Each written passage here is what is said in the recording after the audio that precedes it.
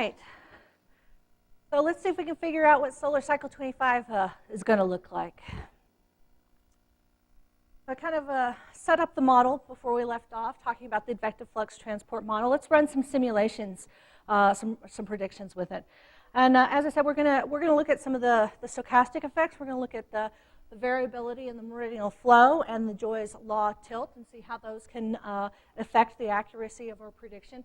We already really looked at the convection cells, and we saw that convection at minimum, solar minimum, isn't really a big factor. But just as kind of a baseline to give you something to compare to, we'll look at that as well. So we're going to run 32 total simulations. We're going to have 2 different meridional flow profiles, and we're going to use the variability that we observe in Joy's law, and we'll change up the convection cells a little bit. So 32 simulations. The meridional flow, we'll do 2 different profiles for the meridional flow. The first one, we'll just assume, the green one here, that the meridional flow is going to stay right where it is. It's not going to change from here on out. It's going to stay exactly as it is. But we know that the meridional flow tends to change with the solar cycle, so we'll do another simulation where the meridional flow changes as we would expect it to change. In terms of Joy's law, this is kind of the best parameterization of the variability that we see in Joy's law tilt. This is Stenflo and Kosovachev. And it basically, you have that the Joy's law is 32 degrees sine of the latitude, and then there's some random fluctuations about that. So we'll introduce that into the future of the model. And then we'll use 8 different convection patterns. And so you can basically think of it, all this data assimilation that we've done up to the start, and we're going to start at January 2016. All of that data assimilation is basically to create the initial conditions, so basically the starting conditions for our model. And from time 0, from January 2016, we'll introduce these variabilities, these stochastic effects from there on out, and we'll see what we can do. So we know that the meridional flow, it takes about 2 to 3 years from when the active region emerges for it to reach the pole. So we expect that the first 2 to 3 years are basically of the polar field evolution is going to be based on what's happened before, and then after that we'll have some more fluctuations coming in from these. So here are the results from the meridional flow variability tests. And we see that, so here's the history. Here's the HMI data. These are our different simulations. So the green line is that steady meridional flow that doesn't change. The blue line is the meridional flow that speeds up as we go towards minimum. And we find that there's a slight difference between the polar field strengths when we change that meridional flow, but it's pretty small. And just for reference, you see that all the lines for the different convective motions are all plotted on top of each other. And so that's the stochastic effect from the convections. Again, at solar cycle minimum, we don't expect there to be much variability due to the convective motions. So in fact, the meridional flow has a bigger effect on the variation in the polar field than the convective motions do. So as expected, the slower continued meridional flow profile produces a stronger axial dipole. Can anybody tell me why?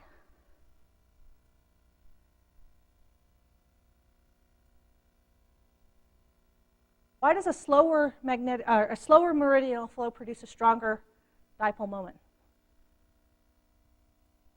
Guesses?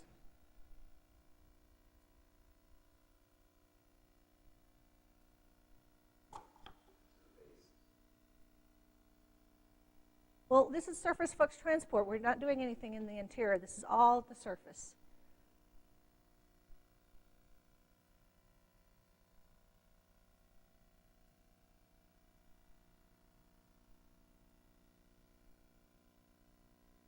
Yeah? You're getting there. So the answer lies in the fact that with a slower meridional flow, you have more opportunity for the magnetic flux in the two different active regions and the dipoles to cancel at lower latitudes. And so if you have more cancellation at lower latitudes, then you're going to have less net flux that's going to make it to the poles. So a slower meridional flow allows for more cancellation at low latitudes, and so it's going to be slower to build up. So you'll have let's see. So you'll have less. So you'll have more leading polarity flux to go to the poles.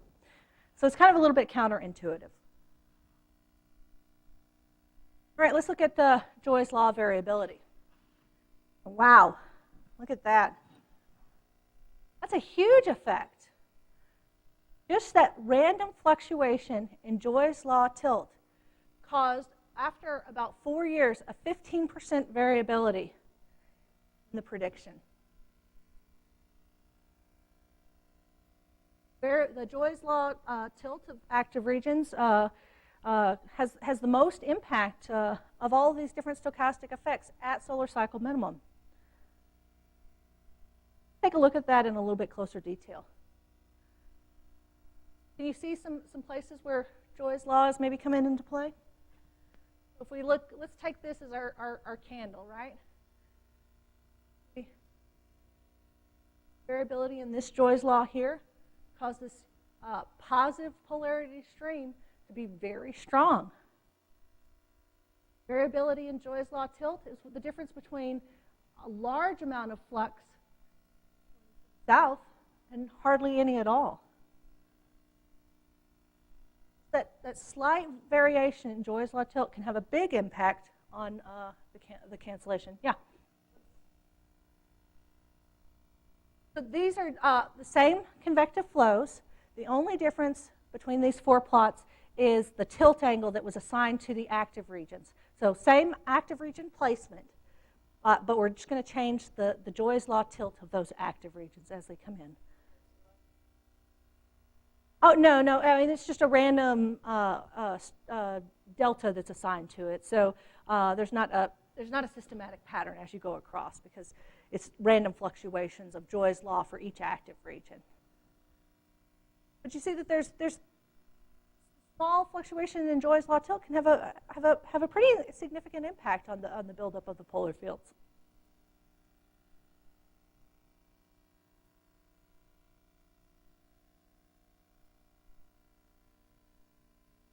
So if we take the average, all 32 realizations from the advective flux transport model of what the polar fields are going to look like, if we average all of these, we get an axial dipole strength at the start of cycle 25. This is estimated to be about the year 2020. We've got to run it 4 years ahead. We get an axial dipole of about 1.36 plus or minus 20. So given this, what do you guys think the next solar cycle is going to look like? What can we expect for solar cycle 25?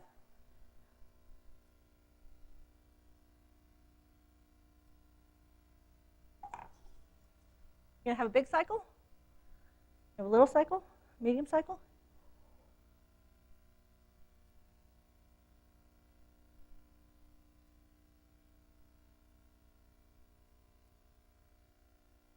Weak cycle, that's right. These polar fields are pretty close in amplitude. Let's see, a little here to what we had for the polar fields that led up to the cycle 24 solar cycle. And it's a huge difference between the polar fields that we had for the preceding cycle 23 or preceding cycle 22. There's no way we're going to have a strong cycle. So we can definitely say, absolutely, that cycle 25 is not going to be a big monster cycle. I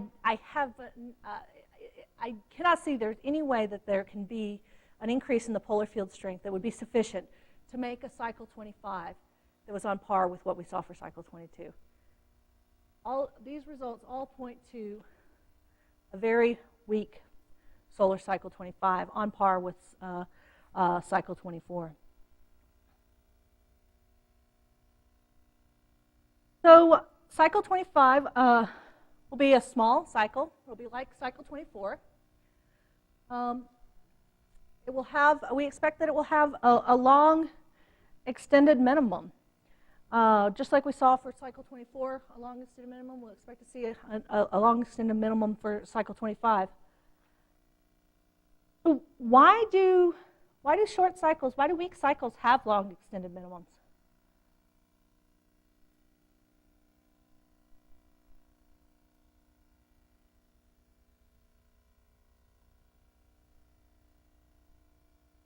Yeah. A long extended minimum before a short cycle. A small cycle, yeah. Small cycles are preceded by a long extended minimum. Why do you think that is?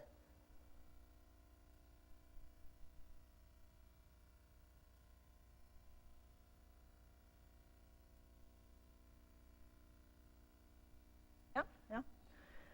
That's right. It takes, when you have a weak starter field, a weak seed field, it takes longer for that poloidal field to build up to a toroidal field that's going to be strong enough to create active regions. And so you can expect that when you have a very weak, wimpy cycle coming, it's going to take longer for that poloidal field to be turned into that toroidal field and generate the next cycle.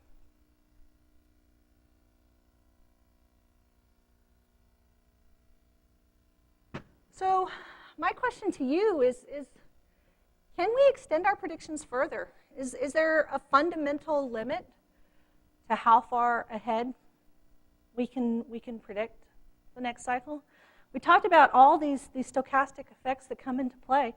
What do you guys think? Can we push our predictions further than 2 to 3 years ahead? I mean, that's a big improvement. You know, instead of waiting to cycle minimum, we can now get a pretty reasonable prediction, 2 to 3, 4 years ahead of solar cycle minimum. Can we go farther? I'd say that it's challenging. I don't think it's impossible. But I think that as the next generation of solar physicists, I challenge you to find out. I mean, I think we've got a lot of potential. One of the problems with dynamo models in the past is that they were very highly parameterized. And now there's been a trend to bring in those observations. We're recognizing how important what we can learn from just the surface, and how important that is in modulating the solar cycle. I mean, 10 years ago, people thought that it was ludicrous to think that the polar fields that you observed on the surface of the sun could be responsible for the strength of the next cycle. How does this very weak polar field make the next solar cycle?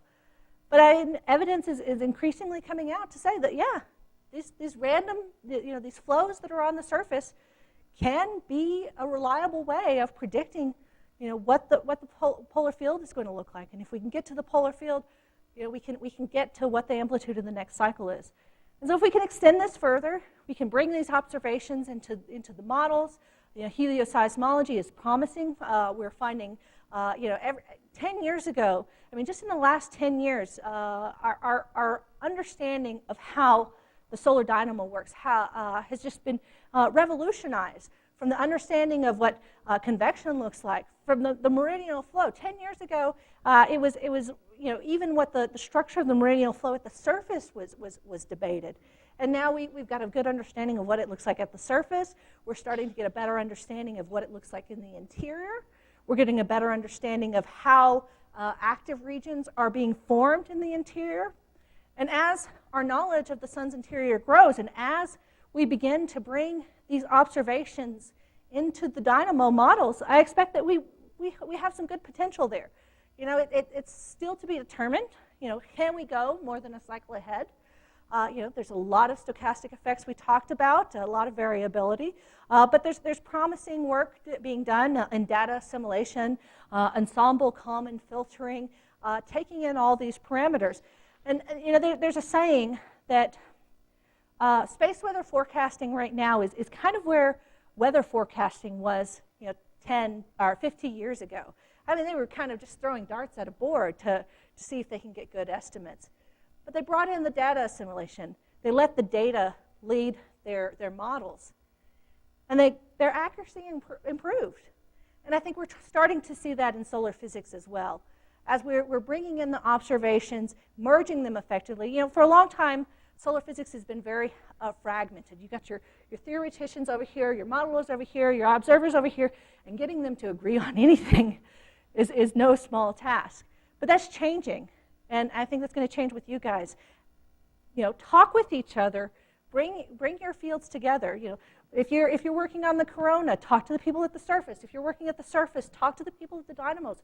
As we come together as a community and merge our different expertise, we're going to be able to expand our understanding of the sun on a global picture, and our ability to predict the next solar cycle is going to improve. So I guess I'll leave you with that. I want to thank you for your time. I hope maybe you learned a little bit today, and I guess I'll open it up for any questions or comments that you might have.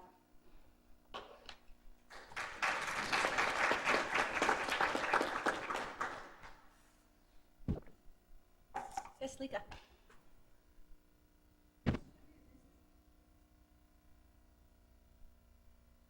Sure. Yeah.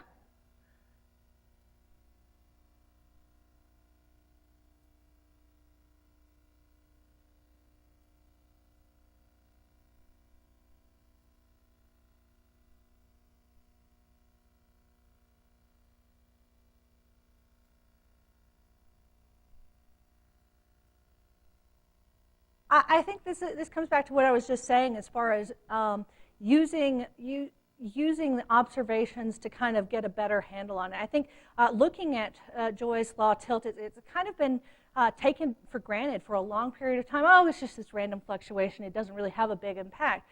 But I think people like Amy Norton are doing these studies, and by looking at the Joy's law fluctuations and seeing how they come into play, we might be able to use them to learn something about the fundamental dynamics of the interior. If we take all this data that we now have, we have this, all these great satellites up into space, and if we can maybe do some big data type analysis and put all of the pieces together, we might be able to learn something about the interior of the sun. And I think there's a lot of promise in that.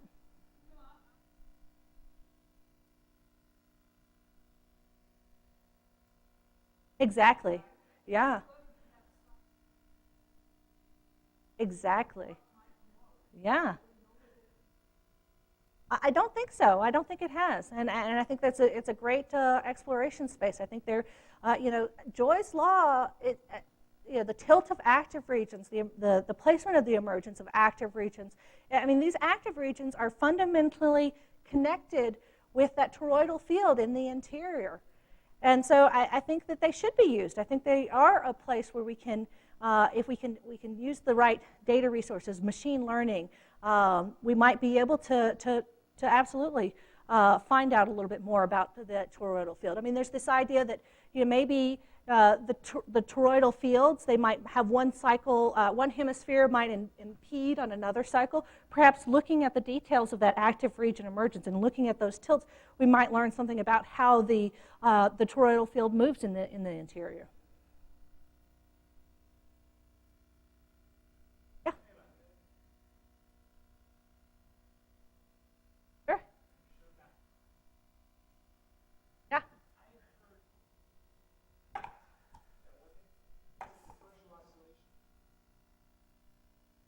Yeah. Yeah.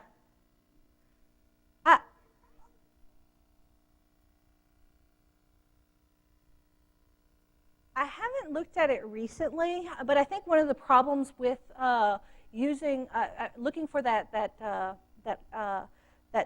polar signal is that they're subtracting the average, and if you're subtracting the average from all these strong cycles, then it might be really hard to pull out this very weak signal from this very weak cycle. And so maybe we should have a cutoff and just subtract the average from the last 10 years. Exactly. Exactly. Yeah. That's right. So I think, like I said, I haven't looked into it in the last a couple years, but I know they were saying a couple years ago that, we're not seeing any evidence of it. We're not sure cycle 25 is coming, but I think we need to take a closer look at it before we make these kind of things. Yeah, yeah. Yeah, absolutely. I agree. No doubt about it. I think that the polar fields are there. It's going to take a lot longer because we are looking at a weak cycle, and it's going to take a lot longer for that cycle to progress. But it is coming. Yeah, yeah. Mm-hmm. Yeah.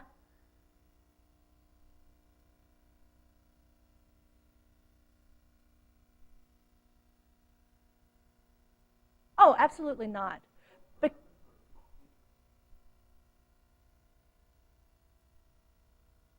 so again, that comes back into the changing of the generation of that toroidal field and the way the toroidal field produces the polar field.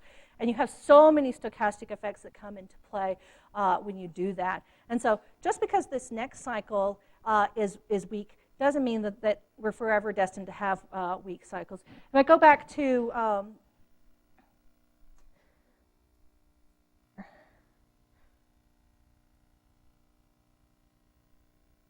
this slide real quick, just as an illustrative.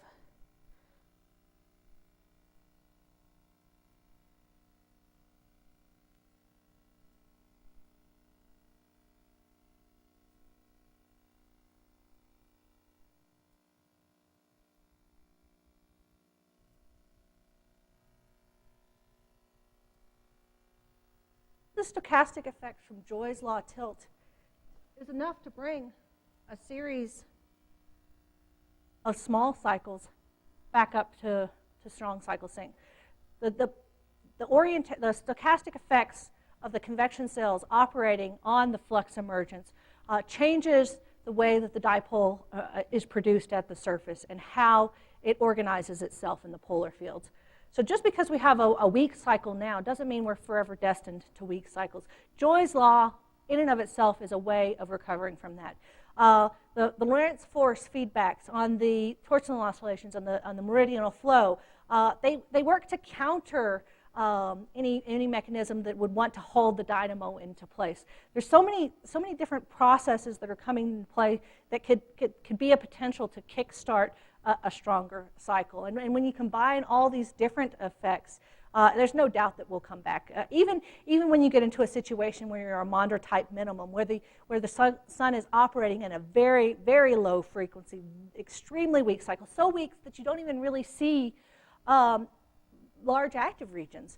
Even if you just have some very small dipoles emerging, if they have a significant tilt, there can be just the right situation to produce a polar field. Again, the polar fields are only on the order of about the size of one active region. And so it doesn't take a lot to bring a polar field back into line.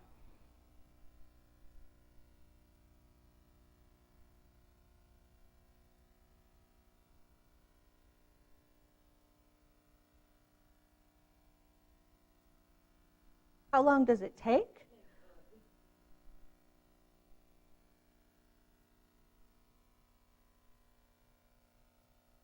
Oh yeah, absolutely. I mean, I think there is a progression.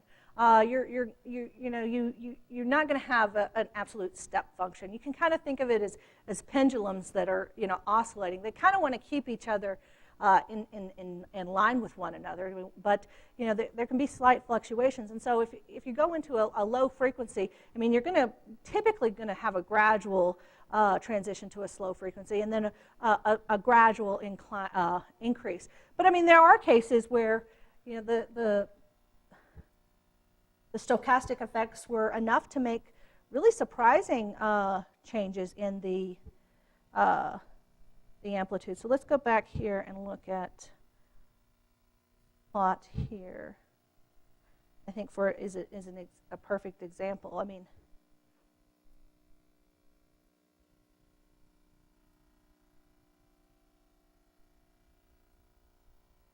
Going from 19 to 20 and back up to 21. A big change. I mean, this is, one of the strongest cycles to kind of a mediocre cycle, kind of a wimpy cycle, and then back up to a medium cycle.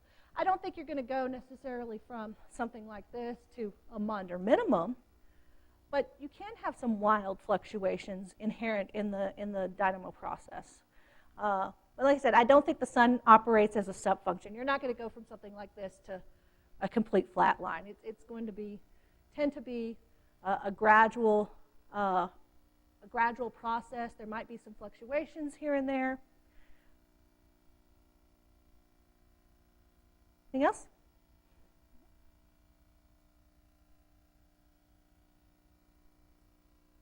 Yes?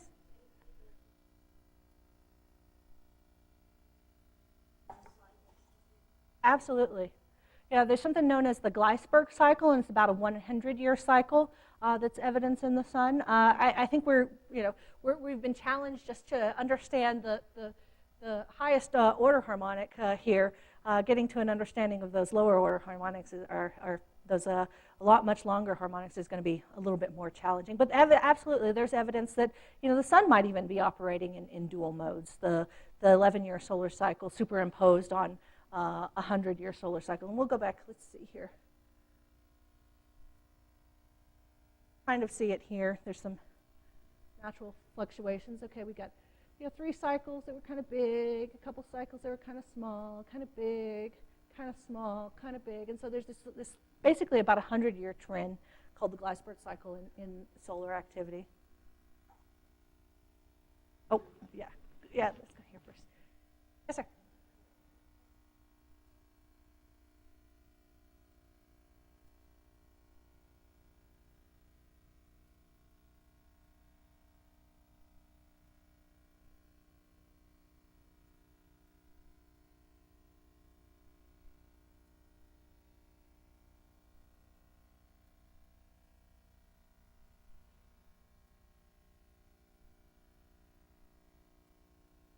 The number of the convection cells?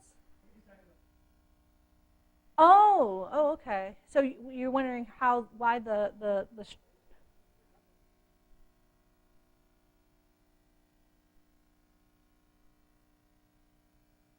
Oh, okay. Well, so that comes back to the play of the fact that the meridional flow basically acts like the conveyor belt that's regulating that cycle. So the structure and the speed of the meridional flow fundamentally changes how fast that dynamo mechanism can occur. If you've got a very slow meridional flow, or if you've got multiple cells in latitude, and you have maybe some flux that's getting diverted this way, and then only a little is coming there, so that fundamental structure can change how quickly that poloidal field is converted to toroidal field. Yeah.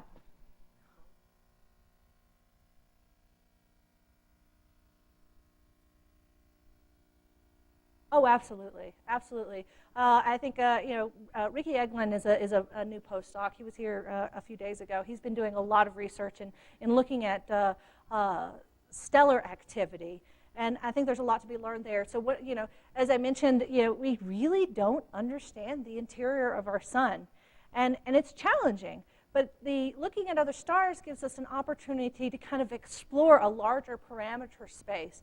What's the Rossby number? What's the magnetic Reynolds number? Looking at how other stars behave kind of gives us a broader pool of data to work with. I think it's very exciting that astroseismology is becoming more prevalent. It's giving us a chance to look in closer detail at other stars. And even as technology increases and our ability to resolve stars increases, we're getting a better understanding of what the stars look like. So I think it's very important to be friends with our astro neighbors and to make sure that we're trying to communicate with these other areas in astrophysics to get a broader picture of how the sun fits into the stellar space.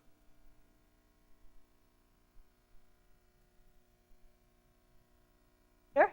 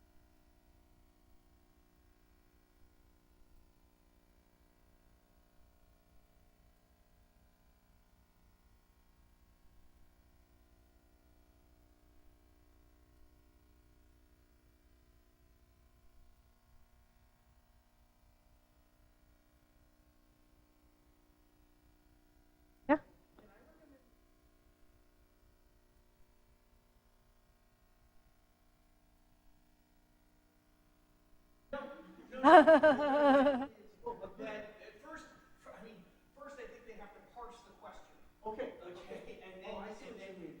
Yeah, so talk to I see what you talk to each other about. How do we talk over coffee break?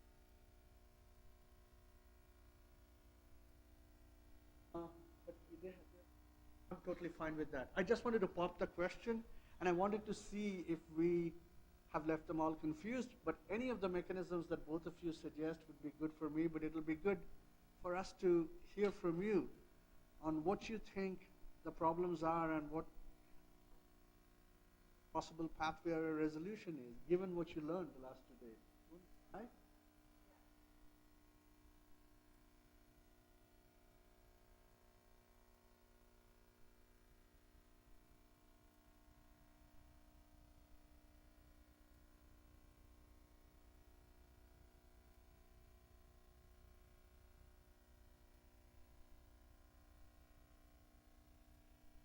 What is dynamo theory trying to do?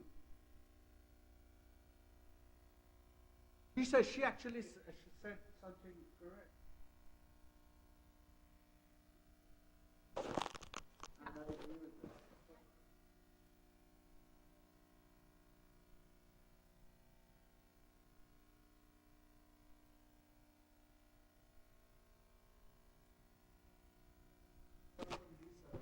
Yeah.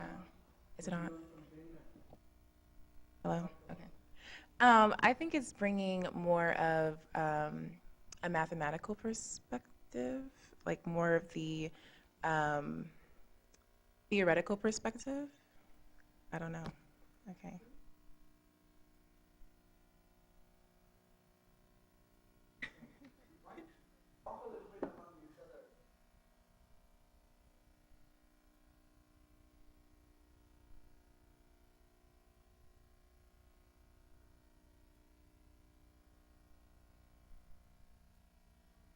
Thank you. I appreciate it.